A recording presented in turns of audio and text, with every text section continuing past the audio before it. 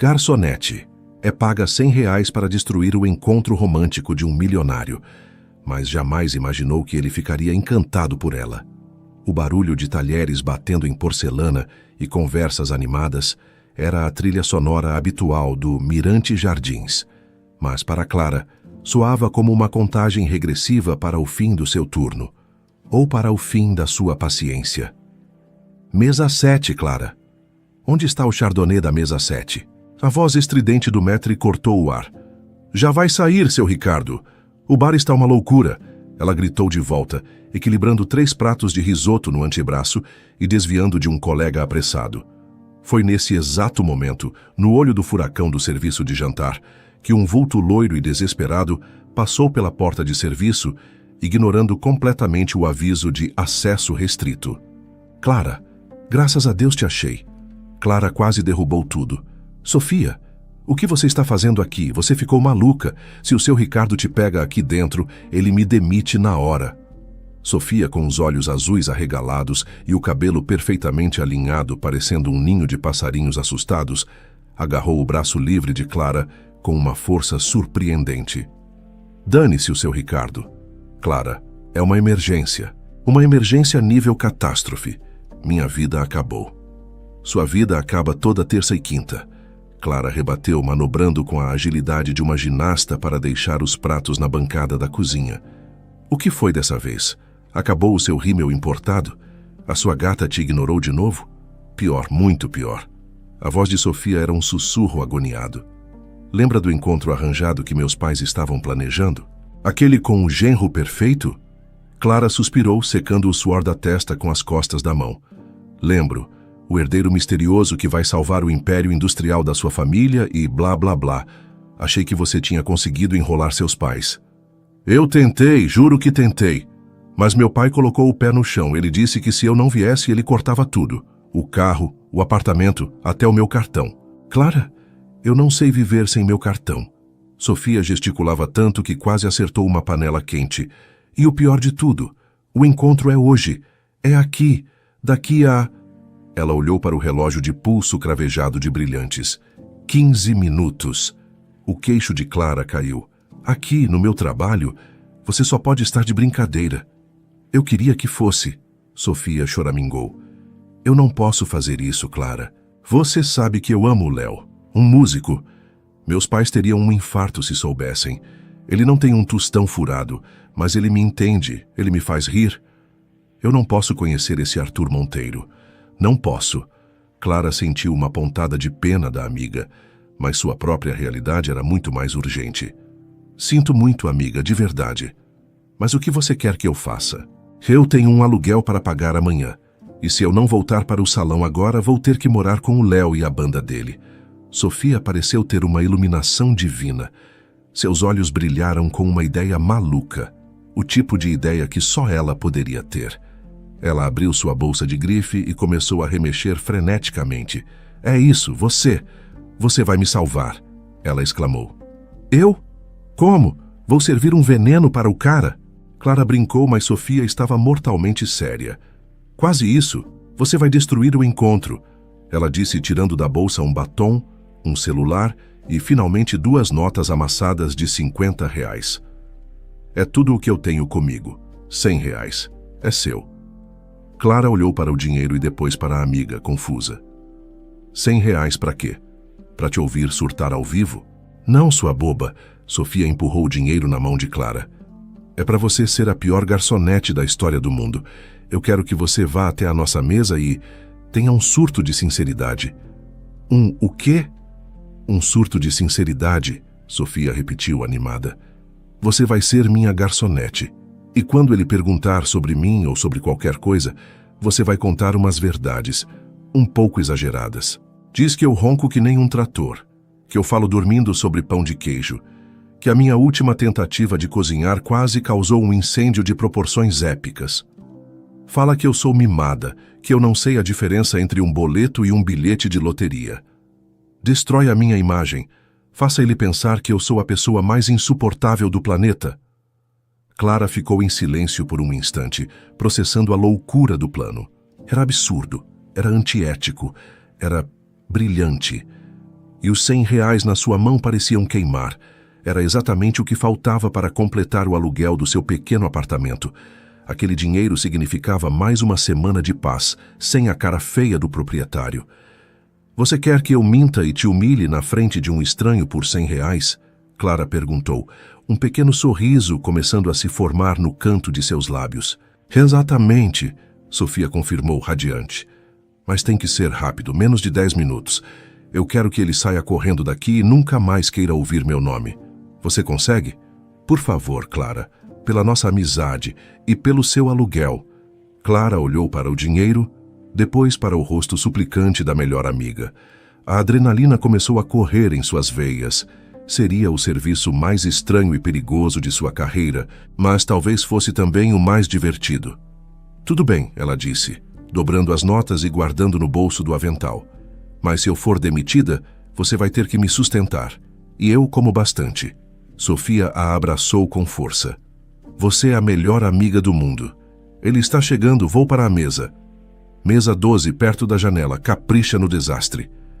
Enquanto Sofia saía sorrateiramente da cozinha, Clara respirou fundo. Ela espiou pelo visor da porta e viu a amiga se sentar. Logo em seguida, um homem alto, de terno impecável e que parecia ter saído da capa de uma revista, aproximou-se da mesa. Era ele, Arthur Monteiro. Seu Ricardo passou por ela, lançando um olhar fulminante. Mesa 12, Clara. O cliente acabou de chegar. Seja rápida e eficiente. Clara forçou seu melhor sorriso profissional. Pode deixar, seu Ricardo. Esse cliente vai ter uma noite que ele jamais vai esquecer. Ela pegou seu bloco de notas, ajeitou o avental e caminhou em direção à mesa 12, o coração batendo como uma escola de samba. O show estava prestes a começar.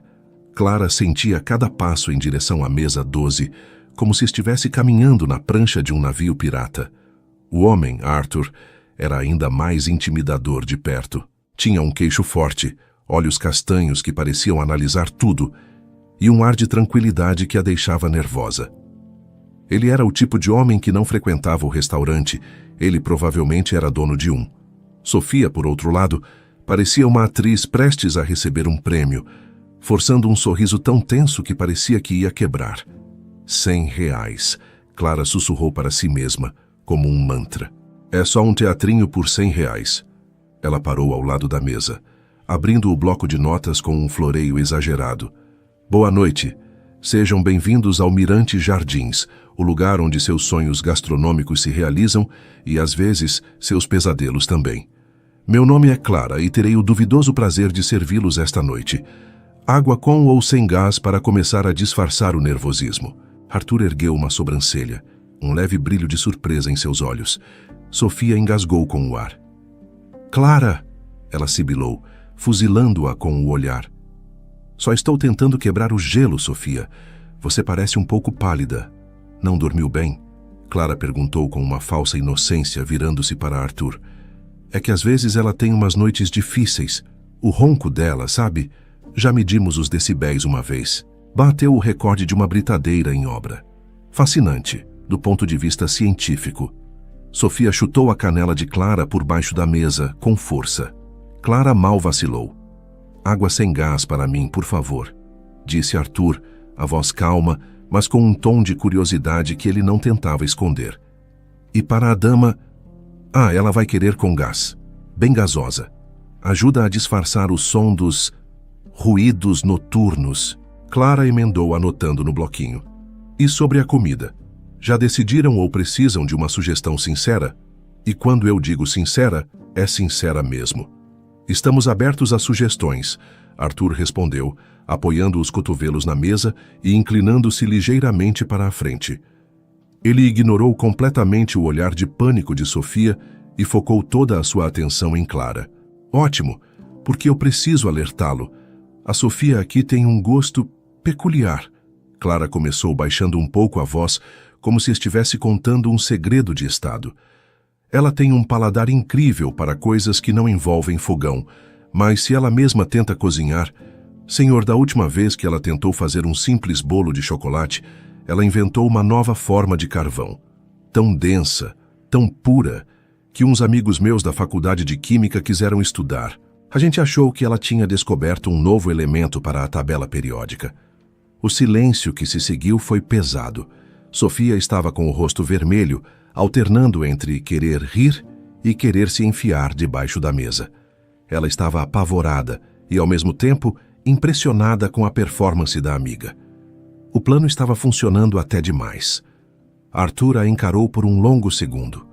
Clara sentiu um frio na barriga. Pronto, pensou. Agora ele chama o gerente e eu vou para o olho da rua. Mas em vez de raiva, o canto dos lábios de Arthur se contraiu. E então, aconteceu. Ele soltou uma gargalhada. Não foi um riso contido, educado. Foi uma risada alta, genuína, que fez a mesa vibrar e algumas pessoas ao redor olharem. Uma risada que encheu o espaço e pegou Clara completamente de surpresa. Um novo elemento? Ele disse, enxugando uma lágrima no canto do olho. Isso é fantástico. E ela tem mais algum talento oculto que eu deveria saber?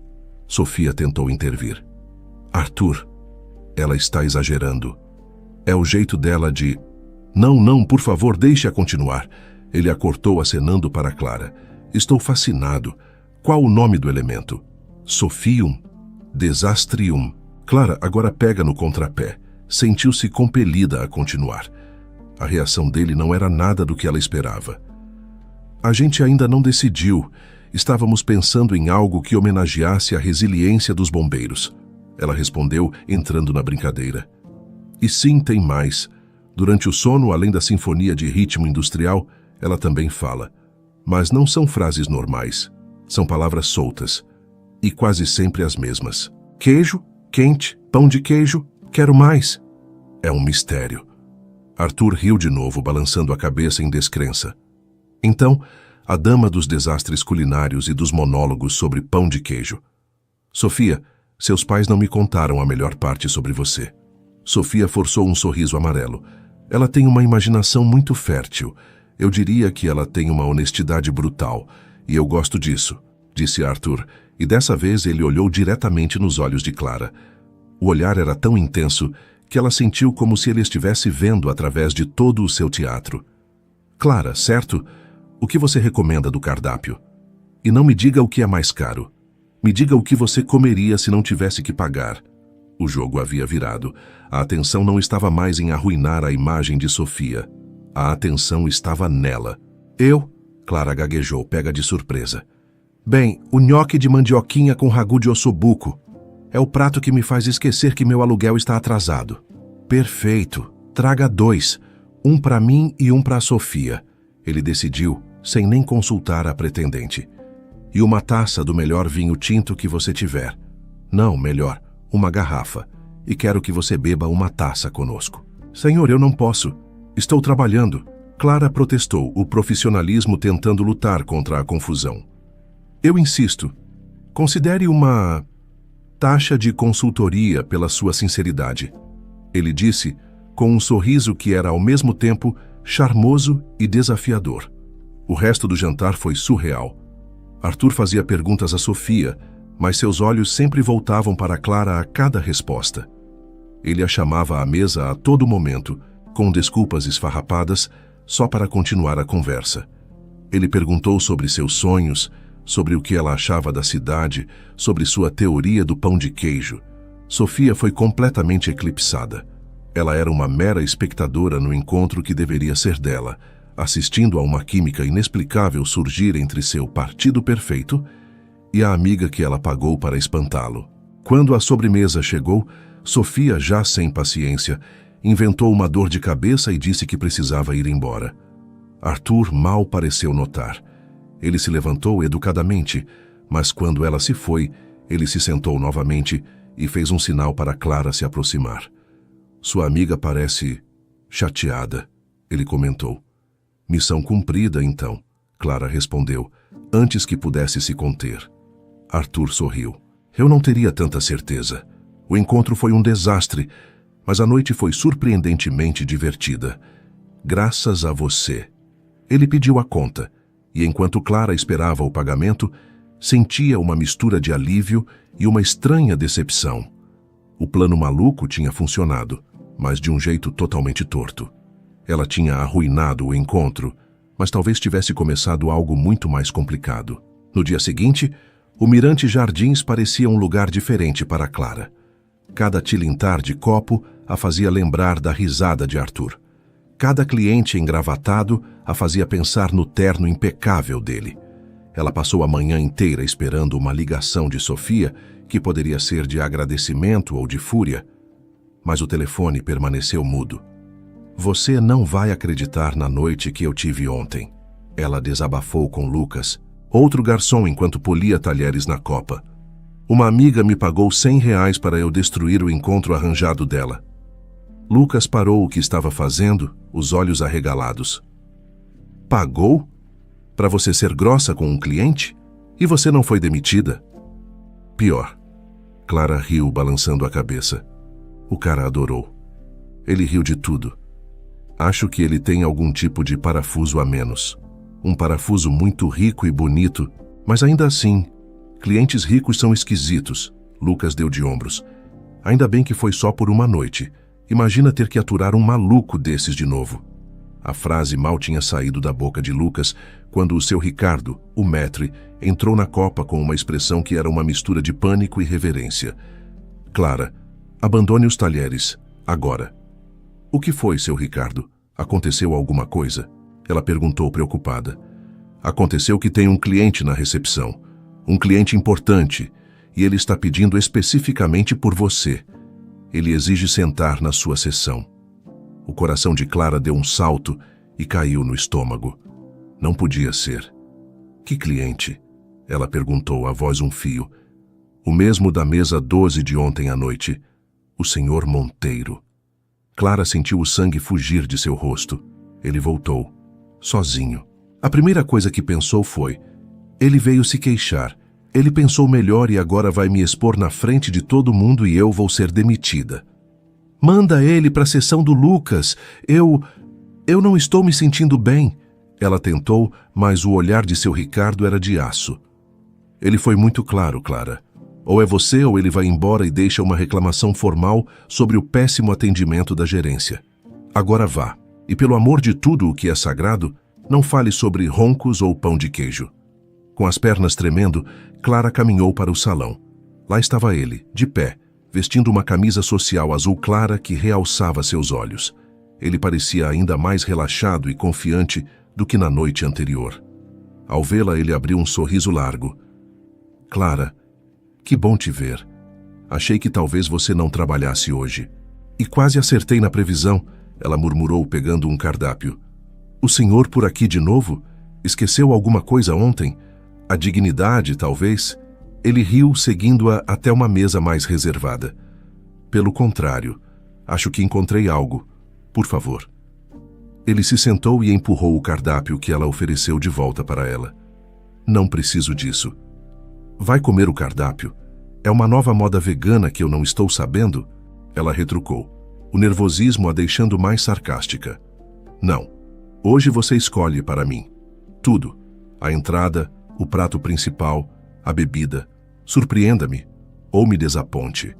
Contanto que seja uma escolha sua. Clara ficou sem palavras.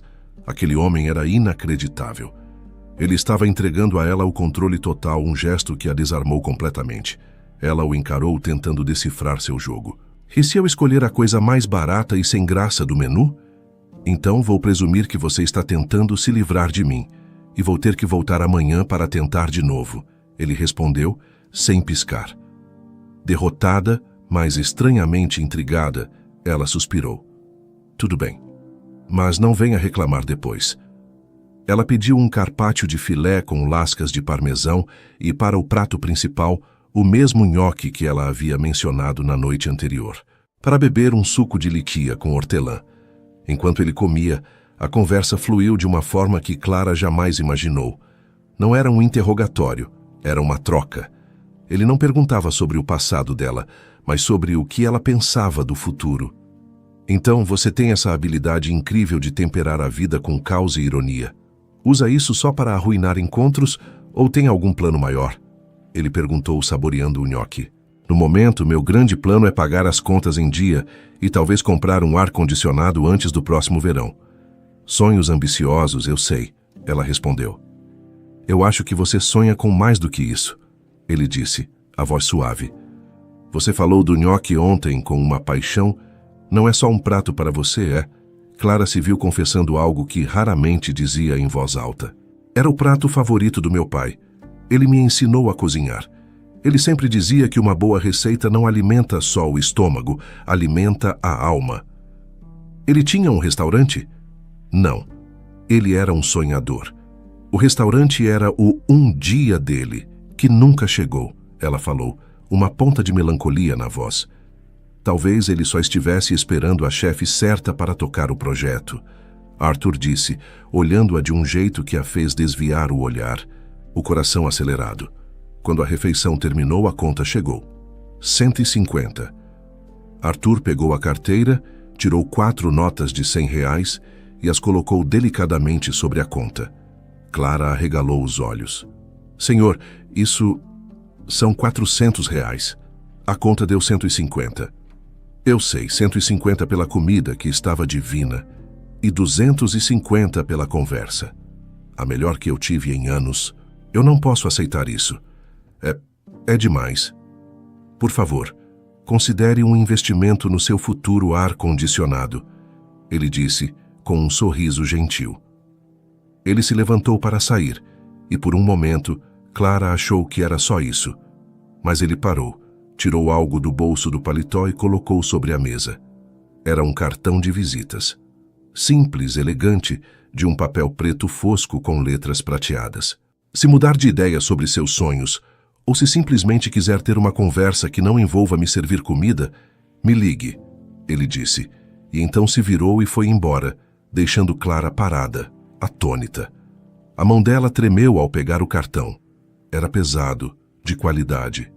Ela leu o nome que já conhecia, mas foi o que veio embaixo que fez o chão desaparecer sob seus pés.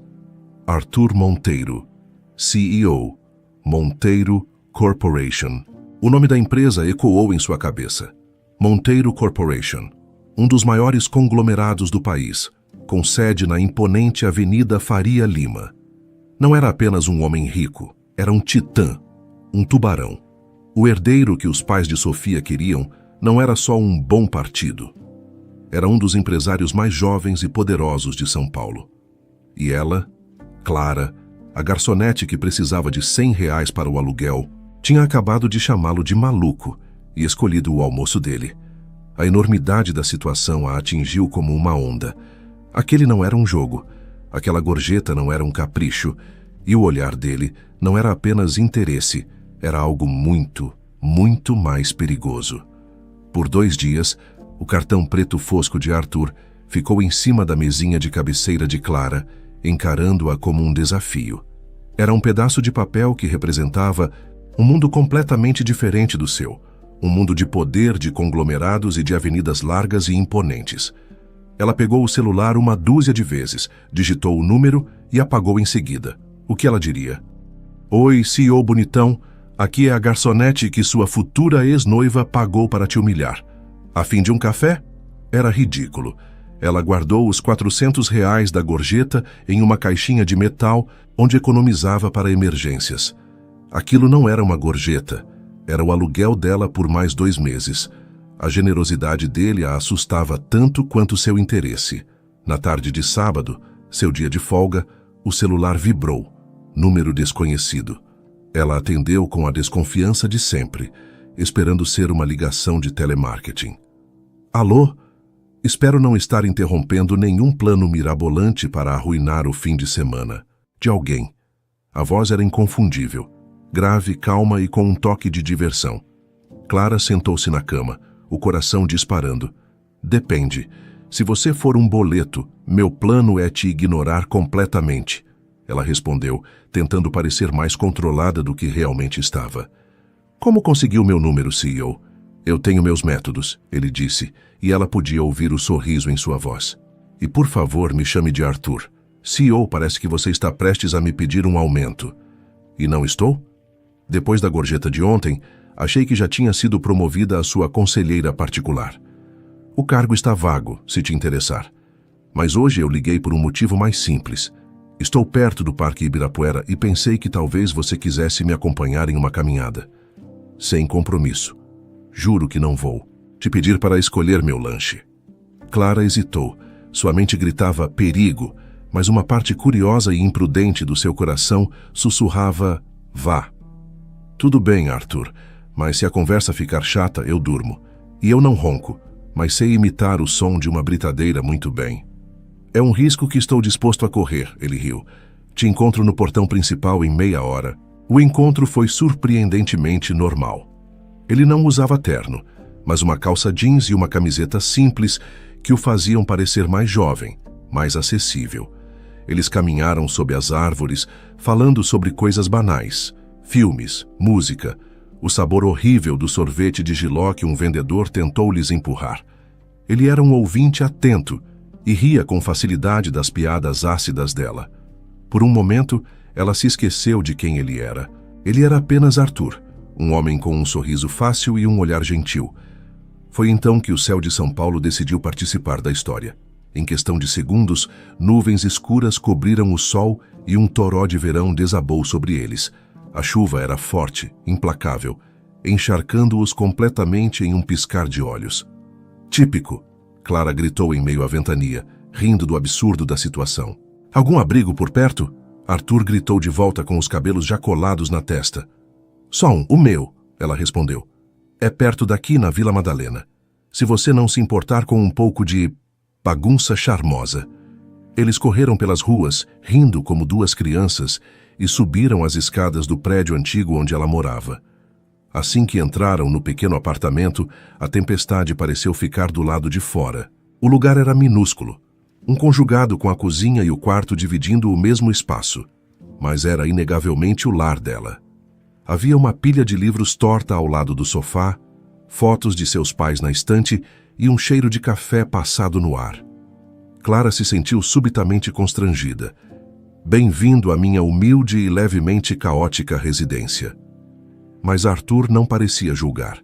Ele olhava tudo com uma curiosidade genuína. Eu adorei. Tem personalidade. Meu apartamento parece um catálogo de loja de móveis. Aqui parece que alguém vive de verdade. Enquanto Clara buscava toalhas, ele se aproximou da estante. Pegou um livro antigo de capa dura e folhas amareladas. O que é isso? Ele perguntou. Clara se aproximou, o coração apertado de nostalgia. É o livro de receitas do meu pai. Ele anotava tudo aqui. As receitas da minha avó, invenções dele. Esse livro é o motivo pelo qual eu sonho em ter meu próprio restaurante um dia. É o meu mapa do tesouro. Ela abriu em uma página manchada de molho. Macarrão ao sugo do Dom Capriccio. Esse era o prato que ele fazia quando eu estava triste. Ele dizia que um bom molho de tomate cura qualquer dor. Arthur a olhou com uma ternura que a fez estremecer. Você faria para mim? Clara olhou para a geladeira. Tinha tomates, um pouco de manjericão, alho e um pacote de macarrão na despensa. Não era muito, mas era o suficiente. Só se você não se importar com um jantar improvisado.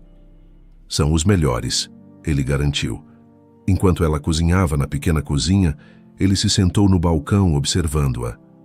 A conversa ficou mais profunda, mais íntima. Falaram sobre perdas, sobre sonhos e sobre o peso das expectativas. Em pouco tempo, o cheiro de alho e manjericão encheu o apartamento, misturando-se com o som da chuva lá fora. Ela serviu o macarrão em 2 pratos simples. Eles comeram ali mesmo, no balcão. Arthur fechou os olhos na primeira garfada. Uau! Tão ruim assim? Ela brincou. Clara, isso é, sem a menor sombra de dúvida, a melhor refeição que eu como há meses, talvez anos. Tem gosto de verdade.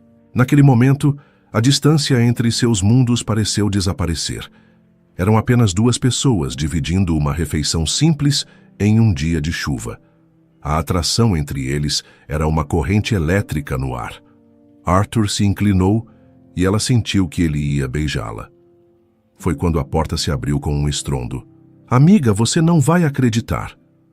Sofia entrou completamente bêbada e encharcada, segurando uma garrafa de vinho pela metade. O Léo me pediu em casamento e...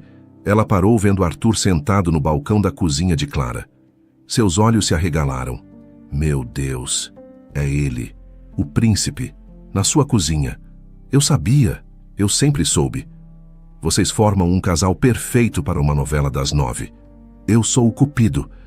O momento mágico se quebrou em 1000 pedaços cômicos. Clara escondeu o rosto nas mãos, morrendo de vergonha. Arthur, para o seu crédito, apenas riu. Ele se levantou calmamente. Acho que essa é a minha deixa para ir embora, ele disse. Sofia, parabéns pelo noivado. Ele caminhou até Clara, que ainda estava paralisada. Ele gentilmente tirou as mãos do rosto dela. Obrigado pelo jantar e por me mostrar seu tesouro. E então ele se inclinou e depositou um beijo terno em sua testa. Um beijo que era mais íntimo e devastador do que qualquer beijo na boca poderia ser. Me liga.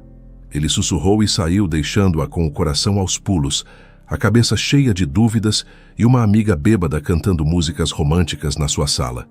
As semanas seguintes transformaram o Mirante Jardins no teatro particular de Arthur Monteiro. Pelo menos 3 vezes por semana, ele aparecia para o almoço sempre sozinho e sempre pedia para sentar na sessão de Clara. A rotina era a mesma. Ele não olhava o cardápio, apenas dizia: "Me surpreenda, Clara." E ela escolhia seu prato. A conversa deles era um espetáculo à parte, uma dança de farpas inteligentes e sorrisos discretos que não passava despercebida. A fofoca corria solta entre os funcionários. Ele está completamente na sua, garota. Lucas cochichou para ela um dia, enquanto guardavam pratos limpos. O homem mais poderoso da Faria Lima virou freguês de carteirinha só para te ver. Isso é história de cinema. Ele só gosta da comida. Clara desconversava, mas o rubor em seu rosto atraía. Até o seu Ricardo, o maître ranzinza, havia mudado de atitude. Ele tratava Clara com um respeito recém-descoberto, como se ela fosse a guardiã de um segredo valioso. A presença constante de Arthur a deixava em um estado de alerta permanente. Era emocionante e aterrorizante na mesma medida. Ela sentia que estava à beira de um precipício e não sabia se o próximo passo a faria voar ou despencar. Em uma tarde ensolarada de sua folga, Clara foi a um parque perto de casa, um refúgio para colocar os pensamentos em ordem. Levou consigo o velho livro de receitas de seu pai e um livro novo que comprara com o dinheiro da gorjeta de Arthur. Gestão de restaurantes, do sonho ao lucro. Ela se sentou em um banco debaixo de uma árvore frondosa e mergulhou na leitura, fazendo anotações em um caderno. Estudando para se tornar minha concorrente? A voz a fez pular. Arthur estava parado na sua frente, vestido casualmente, com um sorriso divertido no rosto. O que você está fazendo aqui? Ela perguntou, fechando o livro instintivamente, como se tivesse sido pega em flagrante. Está me seguindo agora, CEO? Foi uma coincidência, mas uma coincidência muito oportuna, ri Said, sentando-se ao lado dela no banco. Ele olhou para o livro em seu colo. Gestão de restaurantes. Então, o sonho é sério. Não é apenas uma história bonita sobre seu pai. É a única coisa que é realmente séria na minha vida, ela admitiu, a voz mais baixa. Ele ficou em silêncio por um momento, olhando para o movimento do parque. Então, ele se virou para ela, o olhar intenso e focado. Clara, eu não acredito em sonhos que ficam guardados em livros antigos ou em cadernos de anotações. Eu acredito em transformá-los em realidade. É fácil falar quando se tem dinheiro para construir qualquer realidade que se queira. Ela retrucou, um tom amargo na voz. Exatamente, ele concordou sem se abalar. E é por isso que estou aqui. Eu quero fazer uma proposta de negócio. Clara o encarou desconfiada. Que tipo de proposta? Eu quero ser seu investidor. Quero abrir o seu restaurante, ele disse, as palavras diretas como uma flecha. O mundo de Clara parou. O barulho do parque, as crianças rindo, os cachorros latindo, tudo desapareceu. Ela só conseguia ouvir o zumbido do seu próprio sangue nos ouvidos. Você... o quê? Ela gaguejou. Você ouviu bem, ele continuou, a voz firme e séria. Não estou falando de um empréstimo ou de um presente. Estou falando de uma sociedade. Eu entro com o capital, com toda a parte burocrática e financeira que eu sei que é um pesadelo. Eu seria o sócio capitalista silencioso. Você seria a alma do negócio, a chefe, a dona, o nome na porta. O lugar seria seu. Eu só ficaria nos bastidores, garantindo que você tenha tudo o que precisa para fazer sua mágica. A oferta era tudo o que ela sempre sonhou. Era um bilhete dourado, uma chance em 1 milhão. E a primeira reação dela foi uma onda de fúria e orgulho. Ela se levantou de um pulo, o rosto em chamas. Não. A palavra saiu seca, cortante. Arthur piscou, surpreso com a veemência dela. Não? Posso perguntar por quê? Por quê? Ela riu, uma risada sem humor. Você realmente não entende, não é? Isso não é uma proposta de negócio, Arthur. Isso é um capricho. Um gesto de caridade de um homem rico que se encantou com a garçonete exótica e batalhadora. Clara, não é nada disso. Não. Então o que é? Ela o desafiou, o coração batendo descontrolado. Você acha que pode entrar na minha vida e simplesmente comprar o meu sonho? O sonho pelo qual eu trabalho 12 horas por dia? O sonho que meu pai nunca pôde realizar? Eu não aceito esmolas, Arthur, especialmente esmolas embrulhadas em papel de proposta de negócio. O medo por trás da raiva começou a transparecer em sua voz trêmula. E depois? O que acontece quando você se cansar do seu novo brinquedo? Quando a novidade acabar e você voltar para o seu mundo de reuniões e jatinhos particulares? O meu restaurante, o meu sonho, vai embora junto com você? Eu fico com as migalhas de algo que nunca foi meu de verdade? Não, obrigada. Ela o encarou, os olhos cheios de lágrimas de raiva e frustração. Nós vivemos em mundos diferentes demais para que algo assim dê certo. Você é o CEO da Monteiro Corporation. Eu sou a garota que serve nhoque para sobreviver e que um dia, com o meu próprio suor, com o meu próprio esforço, vai ter um restaurante. Meu, não nosso, e com certeza não seu. Ela pegou seus livros, o corpo todo tremendo. Agradeço a oferta, mas a resposta é não. Sem esperar por uma resposta, Clara se virou e foi embora, deixando Arthur sozinho no banco, com a proposta mais sincera que já havia feito na vida pairando no ar. Rejeitada e incompreendida. Ela caminhava rápido, sem olhar para trás, tentando fugir não dele, mas da parte dela que gritava que ela tinha acabado de cometer o maior erro da sua vida. Clara passou 2 dias mergulhada em um mar de arrependimento. Ela mal comeu, mal dormiu. A voz de Arthur, oferecendo-lhe o mundo, ecoava em sua cabeça, seguida pela sua própria recusa orgulhosa. Ela havia protegido seu sonho com tanta ferocidade que acabou por trancá-lo em uma gaiola. Foi Sofia quem arrombou a porta da gaiola. Ela apareceu no apartamento de Clara com 2 potes de sorvete e a paciência de uma santa. Ok, já chega de drama, disse Sofia, sentando-se no sofá e abrindo um pote de doce de leite. Pode me explicar por que você deu um fora no príncipe encantado e no castelo que ele te ofereceu de brinde? Não era um castelo. Era uma esmola.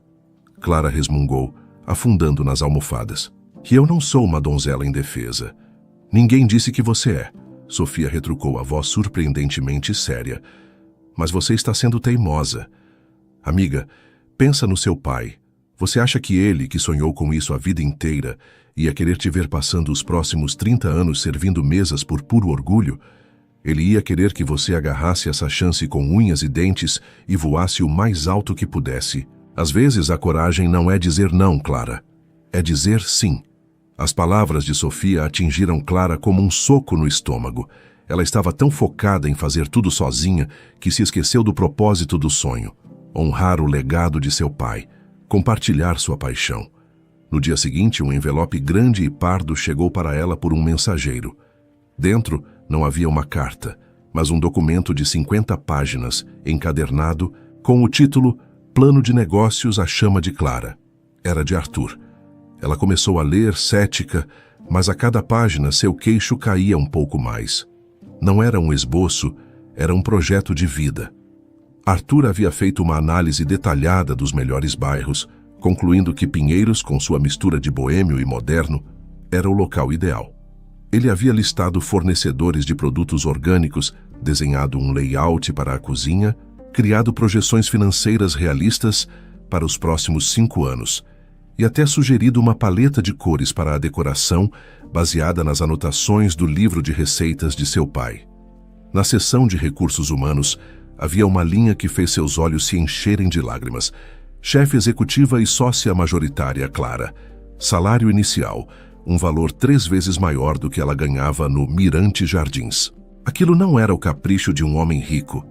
Era a aposta séria e incrivelmente bem pesquisada de um empresário que acreditava nela. Com o plano de negócios na mão, ela ligou para ele. Arthur, sou eu, a Clara. Eu sei quem é. A voz dele era calorosa, sem nenhum pingo de ressentimento. Eu li o plano. É impressionante. É apenas a estrutura, a alma. Só você pode dar. Clara respirou fundo. Eu aceito. Eu quero ser sua sócia. Mas com uma condição. Qualquer uma. O nome do nhoque do Dom Capriccio no cardápio não pode mudar. Nunca. Arthur riu do outro lado da linha, uma risada de puro alívio e alegria. É o melhor nome que eu já ouvi. Temos um acordo, chefe. Os meses seguintes foram um borrão de trabalho e euforia. Eles encontraram o ponto perfeito em Pinheiros, uma casa antiga com um quintal charmoso. Passaram semanas em meio a reformas, degustações de menu e entrevistas de equipe. Contrataram Lucas, o antigo colega de Clara do Mirante Jardins, um garçom com um coração de ouro e a coordenação motora de um filhote de girafa. A parceria entre Clara e Arthur era perfeita. Ela era a paixão, a criatividade na cozinha, ele era a calma, a estratégia nos negócios. E no meio de tudo isso, o sentimento entre eles crescia, uma tensão deliciosa que ambos sabiam que estava ali, mas que adiaram para focar no projeto. Finalmente, a noite de inauguração do A Chama de Clara chegou. O lugar estava lotado, vibrando com energia. Clara, em seu dolman branco, comandava a cozinha como uma general em batalha, enquanto Arthur, elegante e sorridente, recebia os convidados no salão. A noite foi um sucesso caótico e adorável. No auge do movimento, o sistema de som pifou, mergulhando o restaurante em silêncio. Sem hesitar, Arthur convenceu um amigo músico a pegar um violão e tocar bossa nova, o que deixou o ambiente ainda mais charmoso. Meia hora depois, o forno principal desregulou, ameaçando queimar todos os pratos. Clara, sob pressão, improvisou uma nova sobremesa fria que acabou se tornando o maior sucesso da noite. O auge do caos, no entanto, foi protagonizado por Lucas. Ao tentar servir 2 pratos de risoto de açafrão para uma mesa de críticos gastronômicos, ele tropeçou em um pé de cadeira. Os pratos voaram e se espatifaram em uma parede branca, criando o que um cliente, rindo, chamou de uma instalação de arte culinária.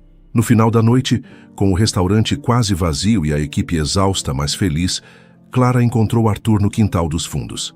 A adrenalina ainda corria em suas veias. Sobrevivemos, ela disse, rindo. Nós mais do que sobrevivemos. Nós brilhamos, ele respondeu, aproximando-se dela.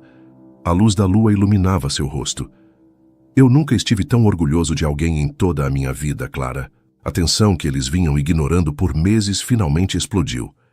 Ele segurou o rosto dela com as 2 mãos e a beijou. Foi um beijo apaixonado, cheio de alívio, de promessas e de todo o sentimento contido. O mundo pareceu parar. E foi exatamente nesse instante que Lucas passou correndo pela porta dos fundos, carregando um balde enorme de inox. Ele tropeçou no batente, e o conteúdo do balde voou em um arco perfeito, aterrissando diretamente sobre o casal. Clara e Arthur se separaram, chocados, e se olharam. Estavam completamente cobertos de molho de tomate. Pedaços de manjericão enfeitavam o cabelo de Arthur. Depois de um segundo de silêncio atônito, eles desataram a rir. Uma risada tão alta e genuína que ecoou pela rua.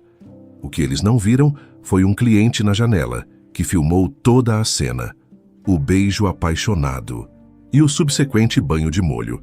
Ele postou o vídeo no Instagram com a legenda: Caos, paixão e molho de tomate na inauguração do A Chama de Clara, a noite mais autêntica de São Paulo.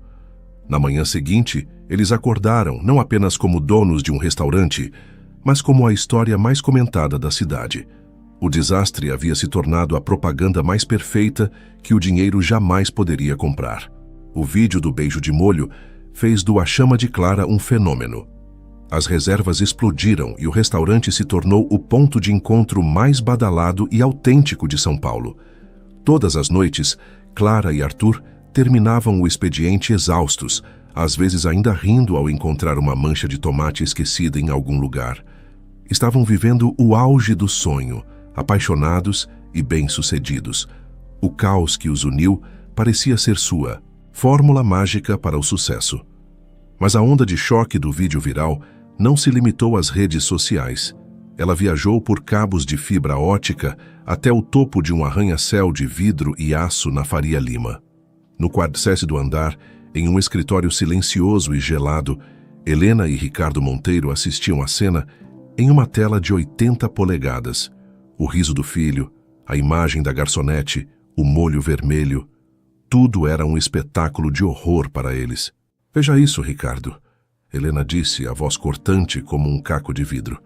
O herdeiro do nosso nome, da nossa história, se rebaixando a essa vulgaridade, e o mundo aplaudindo. Eles não estão rindo com ele, estão rindo dele. Isso não foi um deslize de um jovem apaixonado, Ricardo decretou, desligando a tela com um clique raivoso do controle remoto. Seu rosto era uma máscara de fúria contida. Isso foi um ato de desafio. Ele está nos mostrando que prefere essa serviçal e o circo dela ao legado que preparamos para ele a vida inteira. A convocação veio no dia seguinte. Um e-mail seco e formal intimando Arthur para uma reunião de diretoria, que era o código da família para um confronto sério. Arthur entrou no escritório dos pais, sentindo a mudança de temperatura. O ar era gélido. Seus pais estavam sentados lado a lado atrás de uma enorme mesa de mogno, parecendo dois monarcas prestes a proferir uma sentença. Arthur, começou Ricardo sem nenhum preâmbulo, nós vimos o vídeo, vimos as notícias, vimos a humilhação pública que você nos fez passar. Humilhação? Pai, as pessoas adoraram. O restaurante está bombando. Eu nunca estive mais feliz. Arthur argumentou tentando manter a calma. Felicidade? Helena riu, um som sem alegria. Você chama essa palhaçada de felicidade? Arthur, essa mulher é uma oportunista. Uma golpista inteligente que viu em você um bilhete premiado. Ela te seduziu, te arrastou para o mundo dela e agora está manchando o seu nome. O nosso nome. O nome dela é Clara e ela é a mulher mais honesta e trabalhadora que eu já conheci. O restaurante é o sonho dela, não meu. Eu sou apenas o sortudo que ela deixou participar. A defesa apaixonada de Arthur apenas endureceu a expressão de seus pais. A sua ingenuidade é comovente e perigosa, disse Ricardo, inclinando-se para a frente. Por isso, vamos tornar as coisas bem simples para você.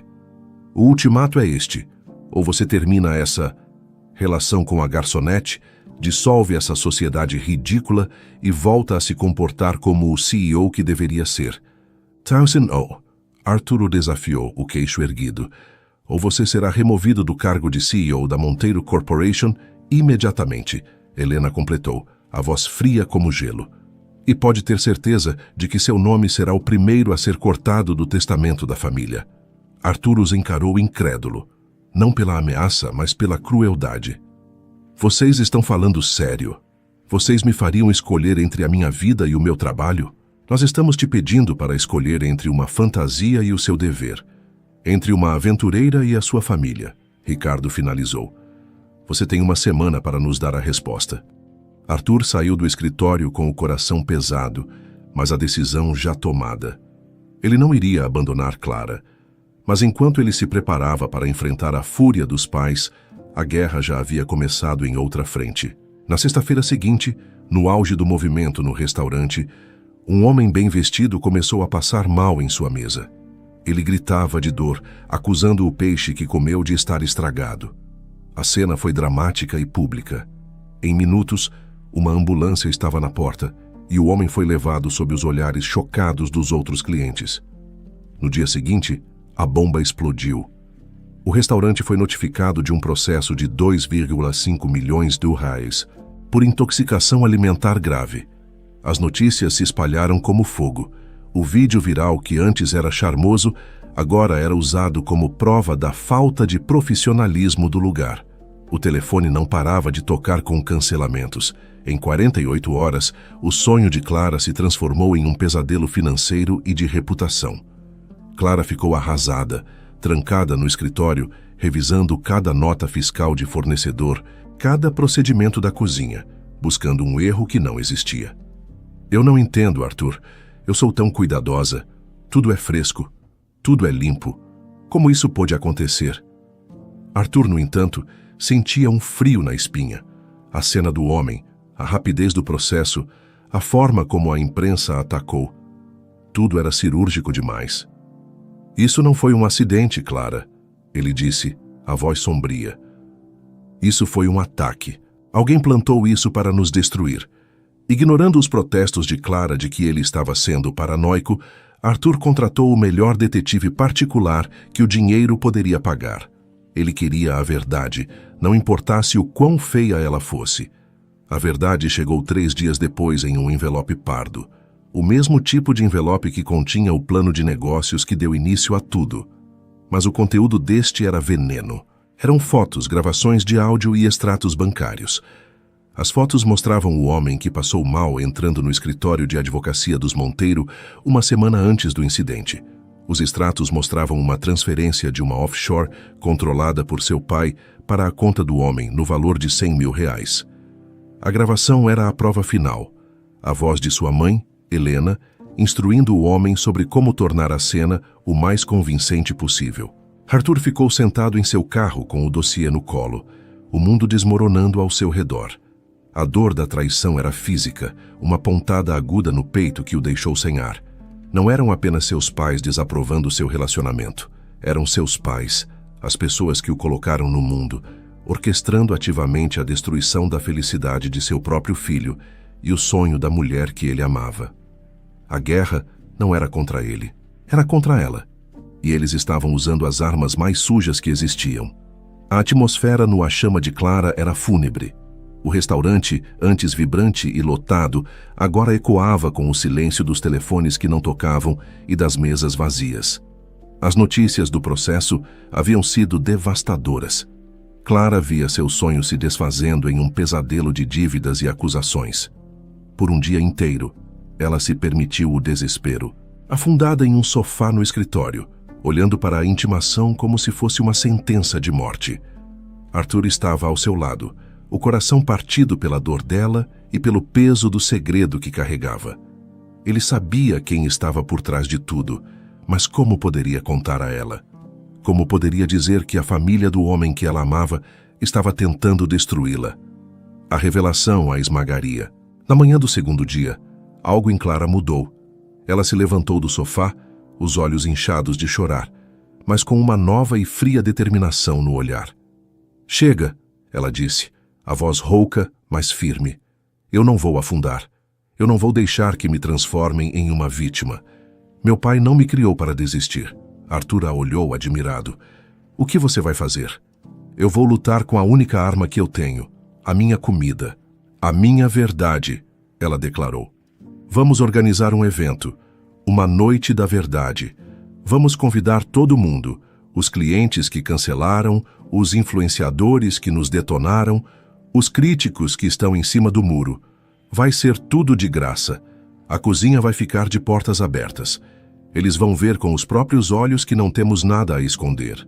Era uma aposta arriscada, uma jogada de tudo ou nada. Se falhasse, seria a pá de cal na reputação do restaurante. Mas era a única chance que tinham. Por uma semana, eles trabalharam como loucos. Arthur usou seus contatos pessoais para garantir que os convites chegassem às pessoas certas, enquanto Clara e sua pequena e leal equipe preparavam um menu degustação que era uma obra-prima. A noite da verdade chegou. O restaurante estava tenso, cheio de rostos céticos. Influenciadores gravavam tudo, jornalistas anotavam em seus blocos.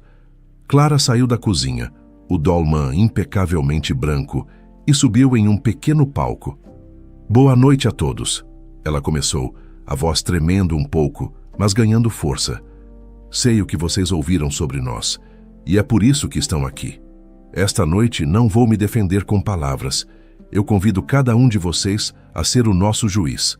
A nossa cozinha está aberta. Olhem nossos estoques, conversem com nossa equipe, provem nossa comida. A única coisa que temos a oferecer é a nossa verdade. E ela está em cada prato. O efeito foi imediato. As pessoas curiosas aceitaram o desafio. Aos poucos, a desconfiança deu lugar à admiração. Viam a paixão da equipe, a qualidade dos ingredientes, a limpeza impecável. A comida era divina e a transparência de Clara comovente. No auge do evento, 2 homens de terno entraram no restaurante, apresentando-se como fiscais da vigilância sanitária para uma inspeção surpresa. Um silêncio mortal caiu sobre o salão. Era claramente mais uma tentativa de sabotagem. Clara sentiu o sangue gelar, mas manteve a compostura. Sejam bem-vindos, fiquem à vontade. 2 horas depois, os fiscais saíram da cozinha com pranchetas na mão. Um deles pediu a palavra.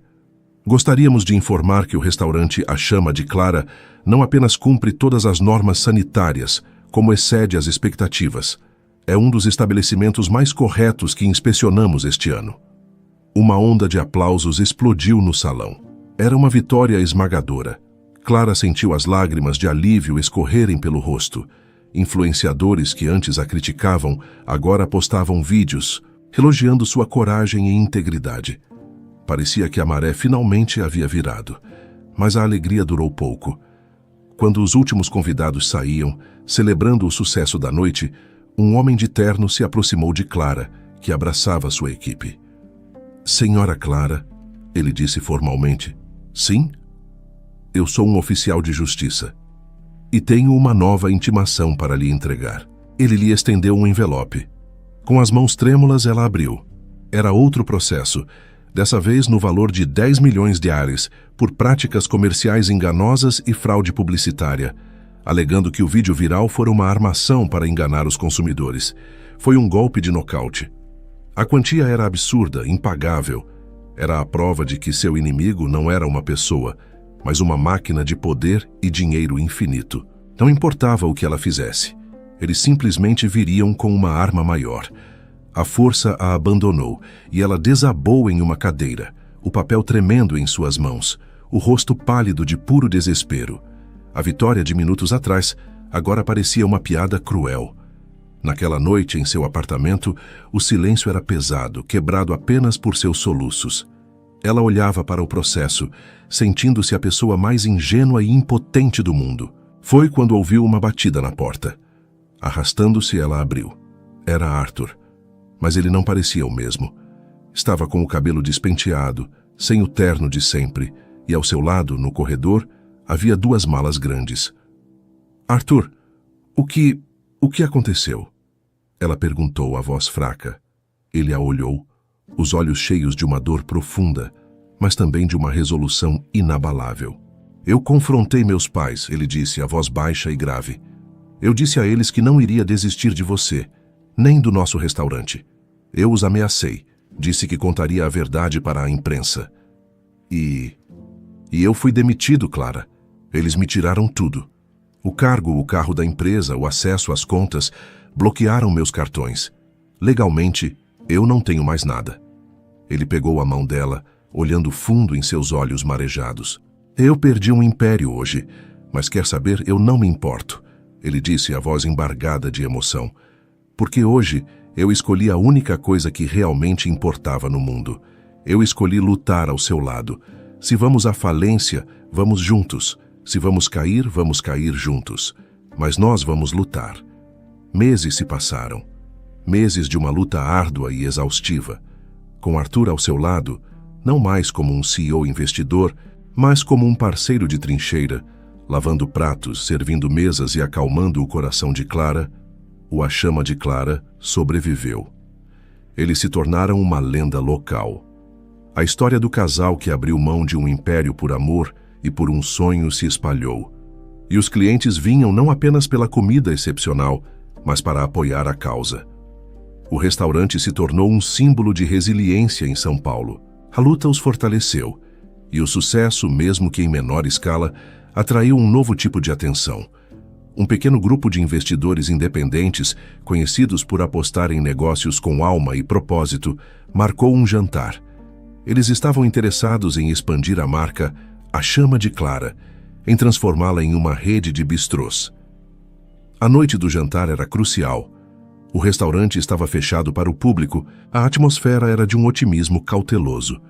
Clara e Arthur, sentados à mesa com os 3 investidores, apresentavam sua visão, sua paixão. "O que vocês construíram aqui vai além de um restaurante", disse uma das investidoras, uma mulher de olhar astuto.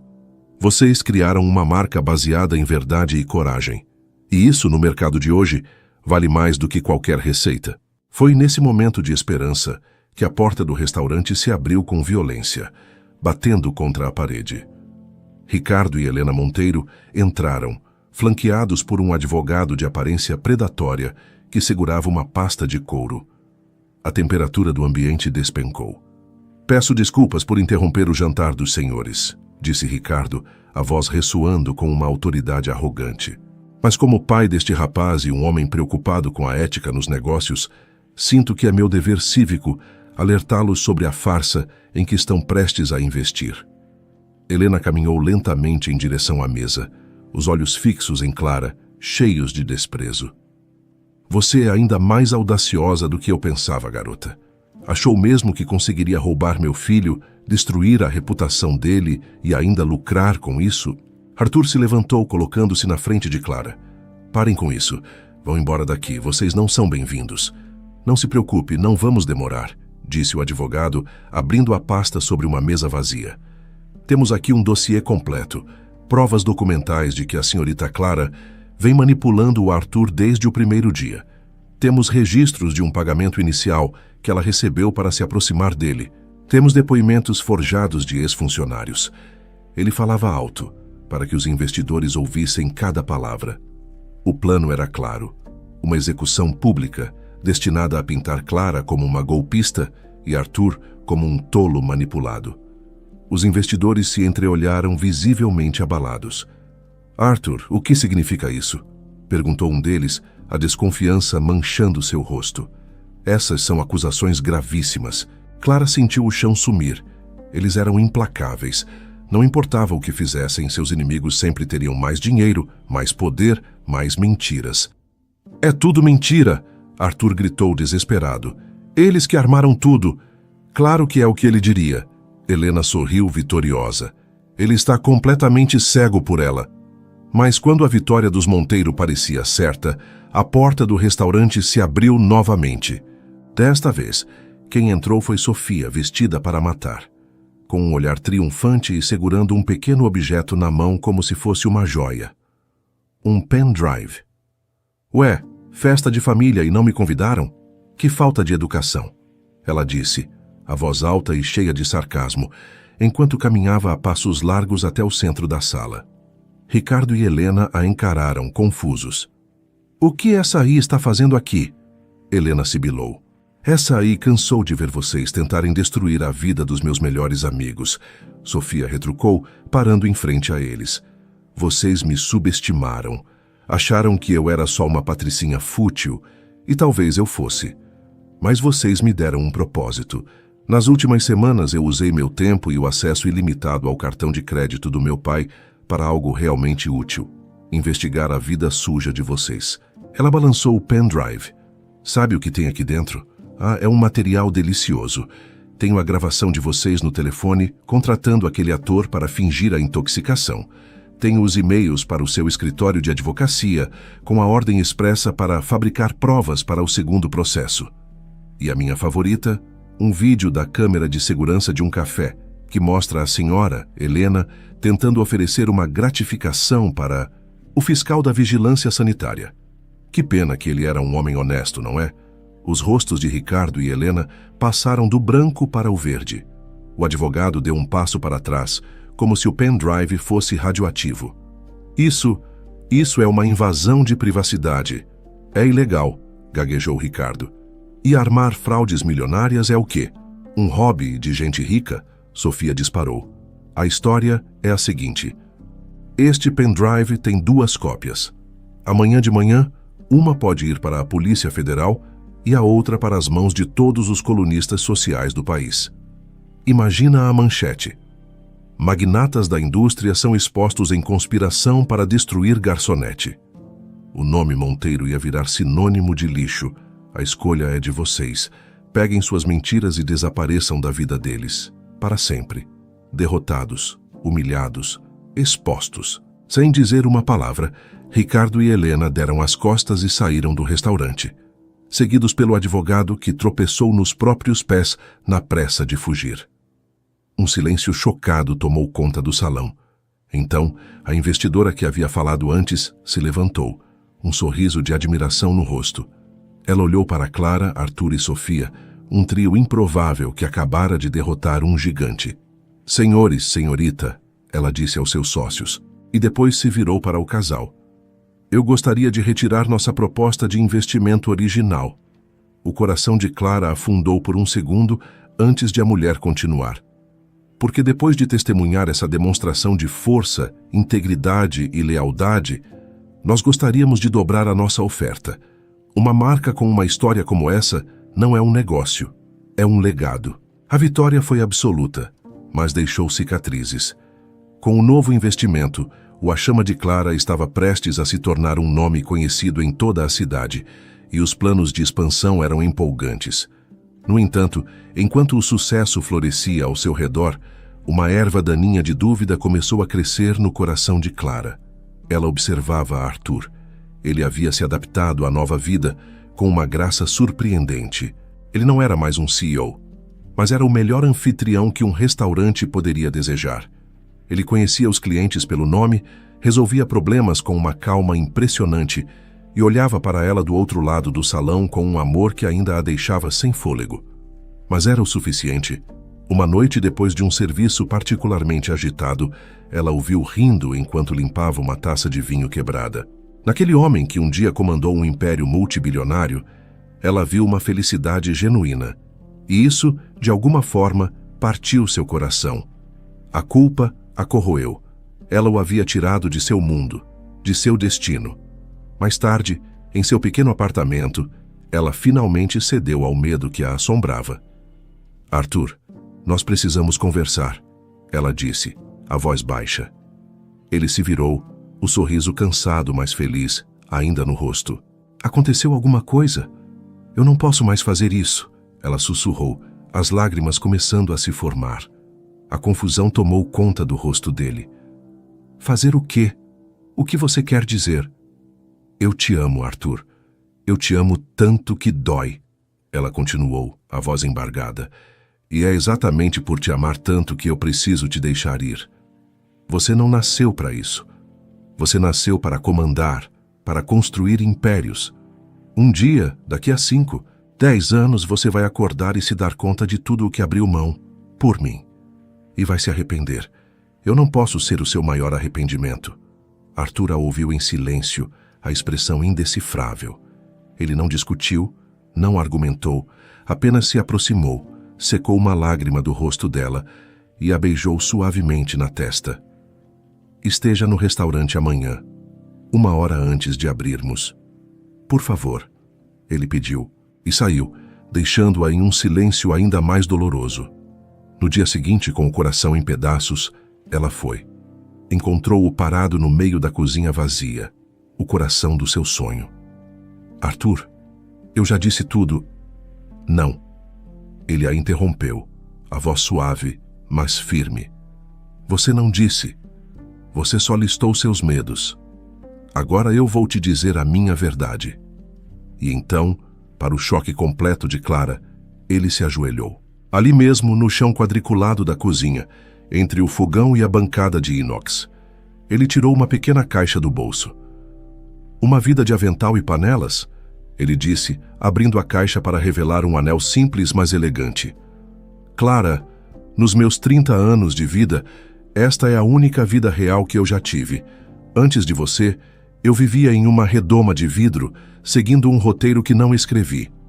Você não me tirou de um império. Você me salvou dele. Você me ensinou o que é paixão, o que é lutar por algo de verdade.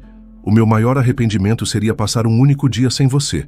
Eu não quero o meu antigo mundo de volta. Eu quero o nosso. Para sempre. Casa comigo? Clara chorou, um choro de alívio, de amor, de pura e avassaladora felicidade. Ela não conseguiu falar, apenas assentiu com a cabeça freneticamente enquanto ele colocava o anel em seu dedo. Ainda assim, a turbulência emocional a deixou exausta. Com a bênção de Arthur, ela tirou 3 dias para si mesma. Foi para Campos do Jordão, sozinha, para respirar o ar frio da montanha e colocar a cabeça no lugar. Lá, em meio à paz das araucárias, ela entendeu. Sua identidade não estava mais separada da dele. Tentar salvá-lo dela era uma forma de autossabotagem, um eco do trauma que haviam superado. Sua felicidade e a dele estavam entrelaçadas, como os ingredientes de uma receita perfeita. Ela voltou, renovada e certa de sua decisão. A reconciliação foi doce e silenciosa, um entendimento que não precisava de palavras. 1 mês depois, o A Chama de Clara foi palco da maior festa de sua história. Uma celebração pelo noivado e pelo novo contrato de expansão. Sofia, radiante, estava lá com seu noivo músico. Lucas, o garçom, conseguiu servir a noite inteira sem derrubar nada. A alegria era contagiante. No meio da festa, um silêncio repentino se instalou. Ricardo e Helena Monteiro estavam parados na porta. Eles pareciam mais velhos, abatidos. Caminharam lentamente até o centro do salão. Nós sabemos que não temos o direito de estar aqui. Ricardo começou, a voz surpreendentemente humilde, dirigida a todos, mas com os olhos em seu filho. Quase perdemos o Arthur por causa da nossa arrogância, do nosso preconceito. Não há desculpas para o mal que causamos. Helena então se virou para Clara, os olhos marejados. Você não roubou nosso filho, Clara. Você o fez feliz. Você o tornou um homem melhor do que nós jamais conseguiríamos e nos mostrou o quão vazia era a nossa vida. Se vocês puderem um dia nos perdoar, gostaríamos de tentar ser a família que ele merece. Clara olhou para Arthur, que assentiu. Com um gesto de pura graça, ela caminhou até eles e os abraçou. A família, antes quebrada, começava a se curar. Horas mais tarde, a festa acabou. Os últimos funcionários foram embora, deixando o restaurante mergulhado em uma penumbra silenciosa. Uma música suave ainda tocava ao fundo. Arthur estendeu a mão para sua noiva. Me concede esta dança, chefe? Eles dançaram lentamente no meio do salão vazio, entre as mesas e cadeiras que testemunharam sua luta e sua vitória. Aquele lugar não era apenas um negócio, era o símbolo de tudo o que haviam construído. Um amor que começou com um acordo de R$ 100, foi testado por sabotagens e temperado por um banho de molho de tomate. Um amor que, como a melhor receita brasileira, foi construído com paixão, uma generosa pitada de caos e muito, muito sabor.